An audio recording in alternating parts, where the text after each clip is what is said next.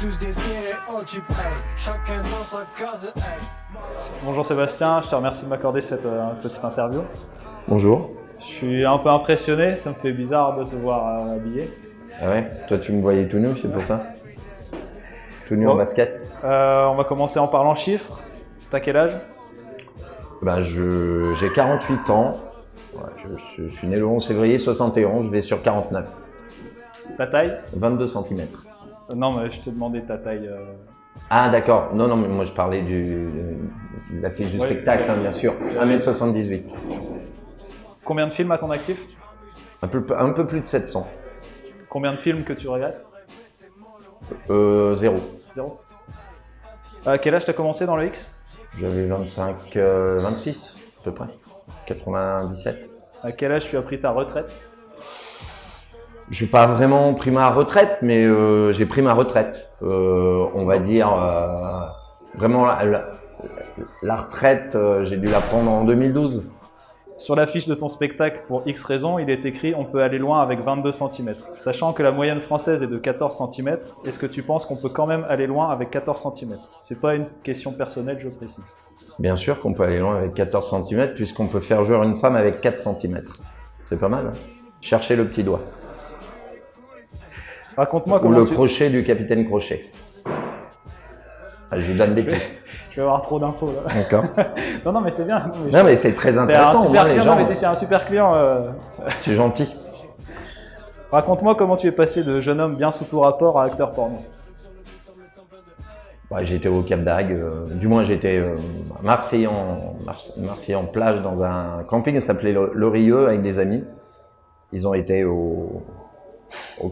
à la plage naturiste et ils m'ont dit c'est pour toi. Moi j'avais un igloo et je draguais tous les arrivages de filles qui venaient parce que j'étais un gros dragueur.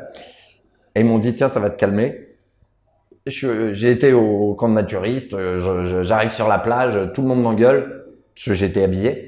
Ils me disent non, on veut pas de textile ici, faut enlever le caleçon. Tout nu? Ouais, tout nu, si tu veux rentrer c'est tout nu. Ok, je me mets tout nu. Là j'avais le cul blanc, tout le monde a rigolé, je suis rentré, voilà. Sur la plage naturiste, je suis jamais revenu. Voilà. Tout s'est passé dans un sauna, j'ai fait l'amour à deux femmes, un monsieur qui voulait que je m'occupe il avait 2 demoiselles avec lui, et j'ai carrément... comme une grosse équipe, un terrain de foot là qui venait autour de moi en train de me regarder. Et on m'a dit, vous avez un sacré coup de rein, vous devriez faire du porno. J'ai dit, ah bon? On m'a donné un numéro de téléphone. J'ai téléphoné, c'était Michel Soulier qui travaillait avec l'école, avec Laetitia à l'époque, la reine de l'amateur. Et j'ai débuté avec Laetitia, voilà. Ça a été tout de suite accepté dans ton entourage? Ouais, du moins ils n'ont pas eu trop le choix parce que moi, je faisais un peu. C'est pas évident d'expliquer quand on fait ce métier, mais à partir du moment qu'on accepte ce que tu fais, voilà, ça va, ça passe. Ouais, c'était compliqué. Moi, ma mère n'était pas pour que je fasse ce métier. Hein. Elle était même contre. Voilà, mais le principal, c'est que je sois heureux dans ce que je fais. Voilà. Est-ce que tu as déjà dû cacher la nature de ton métier à quelqu'un? Non, parce que j'ai toujours dit la vérité. Non, j'ai pas vraiment caché la nature de mon métier, non. Ah, t'avais plus besoin de le dire, de toute façon, avec les années, non? Ben, à force d'être vu, voilà, quand tu fais Canal+ pendant des années, premier samedi soir, tout ça, les gens commencent à te reconnaître, quoi. Ça tombe bien, c'est exactement ma question qui suit. Ouais. Est-ce qu'avec tout ce que tu as apporté au film du samedi soir sur Canal+, ils t'ont offert un abonnement à vie gratuit? Eh bien, non, j'aurais bien voulu qu'ils m'offrent un abonnement à vie gratuit, ou peut-être me prendre dans d'autres choses pour Canal+. Hein. Jusqu'à maintenant, j'ai fait des séries pour OCS, Orange Cinéma Série, avec la série QI et la série Nu. Voilà. T'as jamais eu de contact par Canal Pour l'instant, non, mais ça peut arriver. Moi, je te le souhaite. Moi aussi. Tu peux nous donner ton meilleur et ton pire souvenir de tournage? J'ai eu un tournage où j'avais une rage de dents, mais à me faire arracher la dent, j'ai quand même fait la scène. Il y a eu aussi des scènes sur un bateau où j'en pouvais plus, où où j'ai vomi, après j'ai fait la scène. C'est génial, c'est agréable. Et non, en moyenne, non, c'était plutôt agréable. Bon, tu pouvais tomber sur des scènes aussi. J'ai déjà eu je me suis déjà pris la tête. J'ai déjà été fiché, comment on dit, rouge en Espagne. Parce que on était sur une scène qui durait depuis 6 heures ou 8 heures. La fille, on l'avait pris en double dans tous les sens, des annales en veux-tu, en voilà. Voilà, c'est vrai que son petit cul avait mal, comme on dit. Et moi, je me suis pris la tête avec le réalisateur, je ne dirai pas son nom. Et il m'a envoyé balader. Et je lui ai dit, bah écoute, tu me parles comme ça, je vais te retourner ton tournage. Et je lui ai retourné le tournage. Et j'ai été blacklisté en Espagne pendant un petit moment. Je pouvais plus aller tourner en Espagne. Voilà. Sinon, en moyenne, ça va, non, je m'entendais bien. J'ai même fait mouler mon sexe à Barcelone. Fait 7 moules. J'ai travaillé avec une grande artiste qui s'appelle Nadia Sky. Voilà, on bosse ensemble sur. Elle est en train de fabriquer mon sexe en bronze, en or, en diamant, en plein de matières. Et après, on veut pas le mettre dans les sex shops. Hein, c'est pas notre but. Notre but, c'est de le mettre dans les musées. Voilà, dans le monde entier. Non, c'est fait pour, c'est artistique. Ouais, non, mais voilà. Bon, il y en a toujours un qui va se mettre le truc en or ou le truc en bronze, voilà, mais bon. Je suis désolé, mais bon, voilà. Je commence une phrase, tu la finis. Ça te va? Ouais. En vrai, acteur porno, c'est comme? Bah, c'est comme aller, je sais pas, faire du pain ou faire des brioches ou des pâtisseries en tant que pâtissier ou boulanger. C'est comme un métier normal, voilà. Sauf que on est dans un autre monde. Ce qui a été le plus dur dans ta reconversion professionnelle, c'est? De me faire accepter en tant qu'acteur. De montrer mon talent, ce que je travaillais. Et qu'on puisse se dire, oui, il est capable de. Je vais te retirer l'étiquette. En gros, oui. La chose dont tu es le plus fier dans ta carrière, c'est? La réussite, pour l'instant, depuis que j'ai décidé de faire ce métier, moi, quand j'étais gamin, je voulais plutôt être acteur. Et je me suis retrouvé à faire du porno complètement par hasard. C'était pas prévu. Mais je me rappelle d'une phrase que j'ai dit à Titoff, à mon meilleur ami, qui m'a suivi après. Je lui ai dit, quand on s'est vu au Cap d'Agde, je vais rentrer dans ce métier, qui est pas évident, et je te ferai rentrer.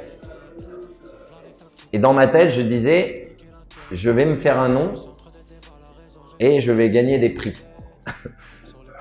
Maintenant, pour que la boucle soit bouclée, il faudrait que je me fasse un nom aussi dans le cinéma et pourquoi pas avoir un César ou un Oscar comme Jean Dujardin qui venait des Nous c'est nous, voilà, qui avait fait Graines de Star. Voilà.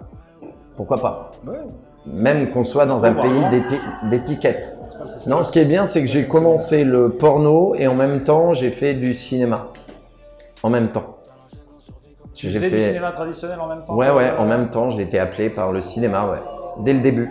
D'accord. Je pensais que tu avais attaqué ça après. Ah non, j'ai attaqué... le premier film que j'ai tourné, c'était en 1999. C'était Stratégie de l'échec de Dominique Farrugia. Où j'avais un petit rôle de livreur de pizza, voilà, une silhouette. Et après, dans la foulée, en 2000, j'ai été appelé pour faire le rôle d'une petite frappe d'un Russe aux côtés de Michael Keaton et Michael Caine au studio La Victorine à Nice. Ah, c'était vraiment une chance. J'ai été pris comme ça par Composite. Moi, j'ai montré photos. Et Capitol Productions m'a téléphoné. Je travaillais pour Pierre Woodman à Budapest pour Privat. Et ils m'ont dit John Mackenzie a choisi votre photo pour tourner avec Michael Keaton et Michael Caine. Et là j'ai dit, alors si on m'ouvre les portes comme ça, il faut que j'aille plus loin. Et je me suis dit, tout en faisant du porno, en 2005 je fais l'acteur studio avec Jack Walser, tout en faisant du porno, et je vais aussi faire 1 an de théâtre avec Alexandre Berda, Théâtre Pandora. Ce qui est très intéressant pour pouvoir se connaître un peu plus. Est-ce que c'est plus dur d'être seul sur scène ou d'être nu au milieu d'une équipe de tournage de 20 personnes?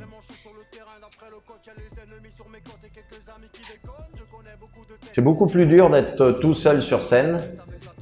À quel moment tu t'es dit que tu allais arrêter le porno pour te lancer à monter sur scène, faire rire les gens? Il y a eu un déclic. Bon, on m'a proposé de m'écrire un one-man show assez tôt, Charlie Nestor, du Hit Machine. Et on a attaqué le one-man show, c'était en 2010, et il a commencé à l'écrire en 2005. Là, on est avec l'homme de l'ombre, l'ami des stars, Christophe Cochard. Tu peux nous dire 2 mots sur lui? Bon, l'homme de l'ombre, déjà, il veut pas qu'on parle de lui. Déjà, voilà. C'est une personne qui est discrète. C'est sa façon d'être. Quand il a envie de vous dire quelque chose, il vous le met en pleine gueule. Ça, vous inquiétez pas. Il va vous voir quand quelque chose est terminé, il vient vous voir et il vous le met en pleine gueule. Hein. Ça veut dire que la semaine d'après, il faut être au top. C'est-à-dire, c'est une personne. Il a travaillé avec les plus grands. Voilà. Et voilà, les plus grands, et il reste très modeste avec toutes ces grandes personnalités qu'il a parlé. C'est un homme surtout avec un grand cœur. Et quand il aime les artistes, il va jusqu'au bout. Je peux pas dire mieux. Voilà. Si tu devais convaincre les gens de venir te voir jouer ton spectacle, tu leur dirais quoi? Je leur dirais, si vous voulez venir, vous venez. Je suis pas là pour vous pousser à voir un spectacle. Moi, le principal pour moi, c'est de me faire plaisir avant tout et de donner mon plaisir un peu comme si je servais un gâteau aux gens et ils prennent une part. En même temps, j'ai un côté très pudique parce que je vais rester en retrait, en expliquant les choses. Parce que mon spectacle peut être très cru, mais il faut savoir l'amener sur un plateau d'argent. Voilà. Là, ce soir, tu fais la dernière à la boîte arrière, c'est ça? Là, c'est la dernière pour le mois de juin, ouais, la boîte arrière. Pour le mois de juin. Et si on veut voir ton spectacle si on veut voir mon spectacle, je pense qu'il y aura succès prolongation au mois de juillet. Voilà. À la boîte arrière toujours? Oui, bien sûr, toujours, ouais. Et là, c'est à 20h. Ce sera à 20h. Voilà, 20h, succès prolongation au mois de juillet. Et si on cartonne au mois de juillet, succès prolongation au mois d'août. Après, succès prolongation au mois de septembre. Et ainsi de suite. Voilà. Où est-ce qu'on peut te joindre pour suivre ton actualité sur les réseaux sociaux? En 06 15 15 28 93, c'est Christophe Cochard, lui, c'est celui qui s'occupe, c'est le manager. Et après, on a un attaché de presse qui est Étienne Louvain, qui est l'attaché de presse de Daniel Gilbert, de Loana, voilà, il travaille avec Adriana 42, avec plein de monde, quoi, voilà. Et sur quels réseaux sociaux on peut te suivre directement? Sur Instagram, j'ai une page, Sébastien Barrio, sur Facebook. Et oui, alors, il y a une exceptionnelle, il y a quelque chose d'exceptionnel. C'est, merci, tu vois, heureusement qu'il est là. 22, 23, 24 novembre, hein, je crois que c'est ça. C'est Salon de l'érotisme à Belfort, où je suis apparemment, voilà, j'ai été choisi comme guest star du Salon de Belfort.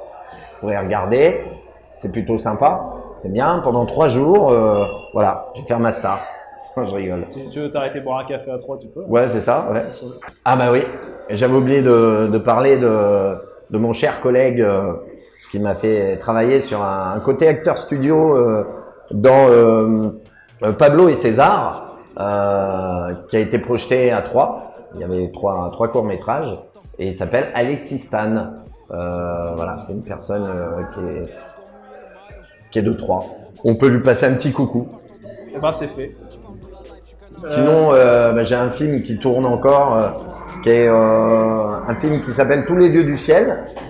Il y a plein de choses qui arrivent et le spectacle à fond. Si on peut monter jusqu'à l'Olympia, ça serait magnifique et voir plus, qui sait. Je travaille avec une metteur en scène qui s'appelle, bah, j'en ai parlé, je crois, Delphine Gusto, voilà, qui bosse avec le professeur Rollin, Oui. qui a bossé, qui a été assistante mise en scène du professeur Rollin et qui fait actuellement une pièce qui s'appelle La Goulue, qui est absolument formidable, qui a écrit cette pièce et qui l'a mis en scène avec l'actrice de La Goulue, et c'est exceptionnel. J'ai été voir ça hier soir. Et voilà, on travaille, elle travaille avec moi aussi un peu sur le spectacle pour X raison. Elle est marquée en collaboration, c'est marqué sur l'affiche. C'est pour pas, elle est pas metteur en scène, mais voilà, on travaille, je travaille avec en amont. Je vais chez elle, on visionne voilà, du spectacle et voilà. Ah oui, l'émission de radio va s'appeler le Barrio Show. À partir du 12, Armada, ARTS, Mada, Art, c'est artiste. Et Mada, ça fait Mada, Média, tout ça, voilà. Tout ça avec des performeurs qui vont venir faire des performances comme c'est filmé. Je vais montrer un peu tout ce qui va se passer sur l'émission. Ça commence le 12 juillet de 17h à 18h45. Et on a déjà une réunion lundi avec les chroniqueurs. Voilà. Non pas les chroniqueurs, les chroniqueurs. Je vois que tu as le t-shirt de Mono. Ah ouais, bah Monotov, ouais. Bah, je l'ai rencontré une fois, c'était au concert de Commande Demi-Portion. C'est comme ça que je l'ai rencontré par rapport à Christophe. Et j'ai beaucoup aimé ce personnage. J'ai écouté son album, j'ai écouté son travail. J'ai beaucoup aimé son travail. J'aime bien l'être humain. J'ai écouté aussi ses interviews avec Mourad Achour sur Beurre FM. Je trouvais magnifique ses interviews. Je vais l'avoir aussi en invité à mon émission. Pour me donner de la force, avant de monter sur scène, j'écoute le dernier album, celui-là de Monotov, voilà, avant de monter sur scène. Il te donne la patate. Comme ça, on est super. Vous aimez bien? Bonne soirée. Vous avez bien ri? Ouais. Tout le monde a bien ri? Vous avez ri? Bah là, on va aller boire un coup, on va aller manger. En avant.